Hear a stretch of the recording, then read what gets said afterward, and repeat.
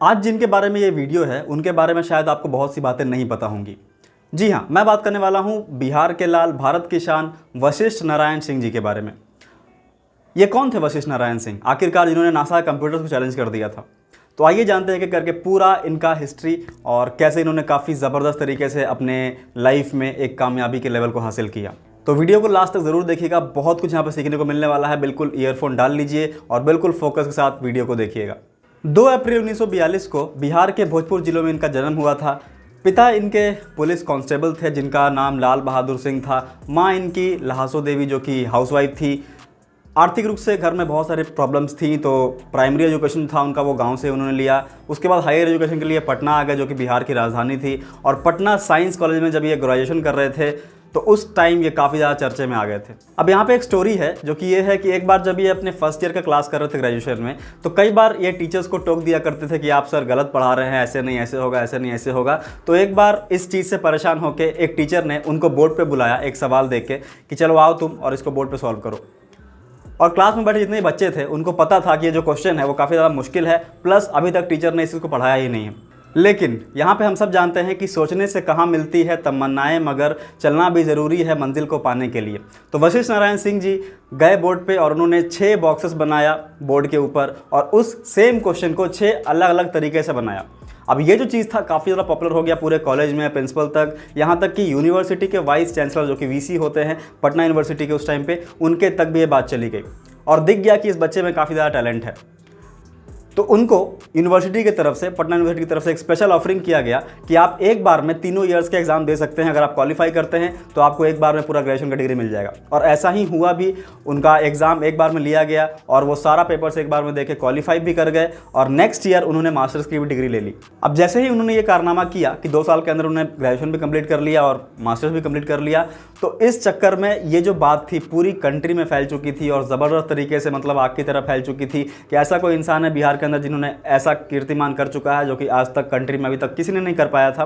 तो ये काफ़ी ज़्यादा पॉपुलर हो गए थे वहाँ से, जिस चीज़ से इनको मौका मिला यूनिवर्सिटी ऑफ कैलिफोर्निया में पढ़ने का 1965 में। वहाँ से 1969 में उन्होंने वेक्टर ऑफ स्पेस थ्योरी के अंदर पढ़ाई करा और 1969 में ही उनको मौका मिला नासा में काम करने का। और नासा वाला जो स्टोरी है वो काफ़ी ज़्यादा ज़बरदस्त है और काफ़ी इंटरेस्टिंग भी है। 1969 में नासा का अपोलो मिशन चल रहा था जो कि काफ़ी ज़्यादा पॉपुलर है, आप सभी को पता है इसके बारे में। तो उस मिशन का ये भी कहीं ना कहीं हिस्सा थे।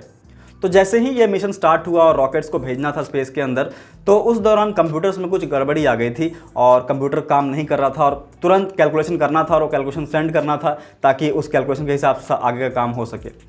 तो उस टाइम पे वशिष्ठ नारायण सिंह जी ने क्या किया, इन्होंने एक पेपर लिया और पेन लिया और जो कॉम्प्लेक्स कैलकुलेशंस होते हैं जो कि कंप्यूटर से किए जाते हैं, उन्होंने उस चीज़ को पेपर और पेन के सहारे ही किया और बिल्कुल सही तरीके से उन्होंने कैलकुलेट करके बताया कि ये कैलकुलेशन होगा और ये रिजल्ट होगा उसका। लेकिन उस टाइम पे शायद वहाँ के साइंटिस्ट जो थे नासा के अंदर, वो उनकी बातों पर बिलीव नहीं कर पाए। कुछ ही मिनटों में जब कंप्यूटर ठीक हो गया तो उसके बाद उस कैलकुलेशन को दोबारा करा गया और देखा गया कि वहाँ पे वो चीज़ और जो इन्होंने पेपर और पेन पे निकाला था, पेपर पे निकाला था, वो चीज़ बिल्कुल एक्यूरेट मैच किया। अब ये चीज़ वहाँ पे भी प्रूव हो गया नासा के अंदर भी कि ये इंसान जो है काफ़ी ज़बरदस्त टैलेंटेड है, कि जो काम कंप्यूटर करते हैं वो काम इंसान कर पा रहे हैं, कैलकुलेशन कर पा रहे हैं, काफ़ी कॉम्प्लेक्स कैलकुलेशन करते हैं। हम लोग कहते हैं बात करने के दौरान भी कि मैं रॉकेट साइंस नहीं पढ़ रहा हूँ, ये नहीं कर रहा हूँ, वो कर रहा हूँ। तो हम सभी को पता है कि रॉकेट साइंस जो होता है वो काफ़ी ज़्यादा कॉम्प्लेक्स होता है और अगर उस चीज़ को कोई इंसान पेपर पर कैलकुलेशन कर ले रहा है तो इससे बड़ी बात कोई नहीं हो सकती है। अब यहाँ से ये बात जो था वो पूरी दुनिया में फैल चुका था कि यार नासा में एक इंसान ने ऐसा कर दिखाया है। और इसके बाद उन्होंने कई जगह पढ़ाया भी, जो कि यूनिवर्सिटी ऑफ कैलिफोर्निया, वाशिंगटन, उसके बाद आईआईटी कानपुर में उन्होंने पढ़ाया कुछ टाइम। उसके बाद उन्होंने पढ़ाया I think Tata institute of research and management, इस इंस्टीट्यूट में उन्होंने पढ़ाया जो कि बॉम्बे में है। तो कई जगह पर उन्होंने पढ़ाया लगातार और यहाँ पर उनका करियर जो था बिल्कुल बूम पर था। तो आप देख सकते हो कितना ज़बरदस्त तरीके से उनका करियर को बूम मिला और काफ़ी ज़्यादा जीनियस थे वो। 1973 में इनकी शादी वंदना रानी सिंह जी से हुई, लेकिन 3 साल के बाद इनका डाइवोर्स हो गया। अब इसका कोई रीज़न मुझे मिला नहीं रिसर्च करने के दौरान कि आखिरकार क्या रीज़न था। इस दौरान ये भी पता चला कि वो एक बीमारी से ग्रसित थे जिसके अंदर वो चीज़ों को भूल जाते थे, मेमोराइज़ करने में दिक्कत हो रहा था। बीमारी का नाम मैं आपको यहाँ पे दिखा रहा हूँ, एक्चुअली इसको स्पेस करना मुश्किल है। तो ये बीमारी उनको हुआ, इसके बाद उनको एडमिट कराया गया जहाँ पे वो इसका इलाज कराने लगे। तो वहाँ पे वो 1985 तक रहे, मतलब एक काफ़ी लंबा टाइम, 7 साल 8 साल का टाइम वो वहाँ पे लगाए। और 1985 में जब वो घर वापस आए, लेकिन सबको लगा गांव वालों को कि यार अभी ठीक हो गए हैं, अभी आगे अपना काम कर पाएंगे। लेकिन 1987 में जब ये पुणे जा रहे थे किसी काम से, तो उस दौरान वो सफ़र में मिसिंग हो गए थे और वो मिले नहीं। और 4 साल के बाद वो मिले। आज के टाइम का तो ज़माना है नहीं कि सोशल मीडिया का ज़माना है, लोगों ने ट्वीट कर दिया या शेयर कर दिया तो कौन कहाँ है मिल जाता है, लेकिन उस टाइम पे ऐसा चीज़ नहीं हुआ था। और 4 साल के बाद बिहार के ही एक गांव में, छपरा वपरा के साइड कोई गांव में वो मिले थे।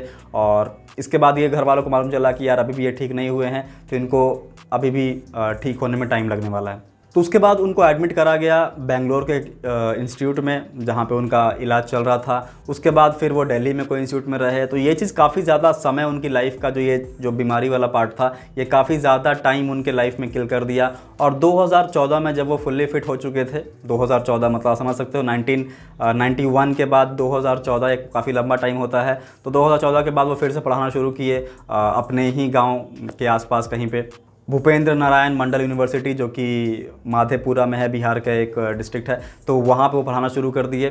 तो यहाँ से आई थिंक आपको काफ़ी कुछ सीखने को मिला होगा कि किस तरीके से उनका पूरा लाइफस्टाइल चला और काफ़ी ज़बरदस्त तरीके से वो ग्रोथ पाए, लेकिन एक बीमारी के कारण फिर वो नीचे नहीं रह पाए। लेकिन यहाँ पे एक क्वेश्चन हम सभी के मन में उठता है कि इतना पॉपुलर होने के बाद भी इतने सही तरीके से उनका इलाज नहीं हो पाया या रिकॉग्निशन नहीं मिल पाया उनको।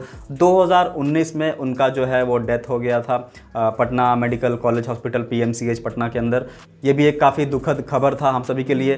2020 में काफ़ी ज़्यादा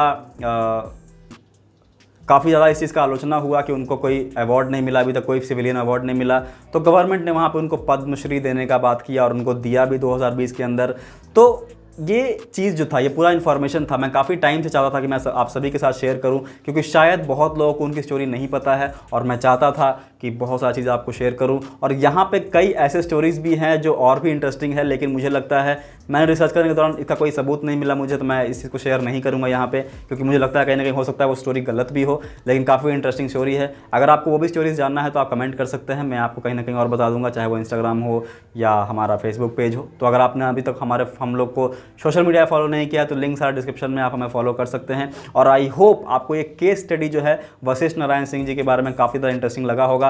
अगर ये मज़ेदार लगा है, आपको काफ़ी कुछ सीखने को मिला है, तो बिल्कुल बिना मेरे कहे आपको शेयर करना है इसको। जितने भी आपके व्हाट्सएप कॉन्टैक्ट है, व्हाट्सएप ग्रुप्स हैं, टेलीग्राम ग्रुप्स हैं, हर जगह इसको शेयर करिए और दिखाइए कि बिहार के जो एक ऐसे इंसान भी थे जो पूरी दुनिया में और नासा जैसे बड़े बड़े स्पेस रिसर्च ऑर्गेनाइजेशन को ज़बरदस्त तरीके से टक्कर दिया, उन्होंने अपने दिमाग से ही उनके कंप्यूटर्स को टक्कर दे दिया।